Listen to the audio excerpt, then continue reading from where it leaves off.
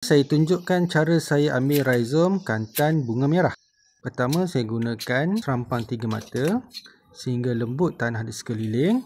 Kemudian saya gunakan sandak ataupun cok betul untuk menarik sebahagian rumpun rhizome.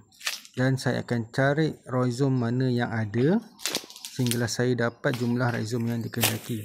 Setelah itu saya proses dengan memotong batang utama sehingga pendek sekitar setengah kaki dari rhizome. Saya potong menggunakan sandak sahaja. Kemudian akar yang tua perlu dipotong supaya nanti akan menggalakkan lagi akar baharu. Ini rupa rhizome. Setelah itu saya balut menggunakan plastik biru. Untuk pos yang jauh seperti Sabah dan Sarawak, saya akan menggunakan kotak.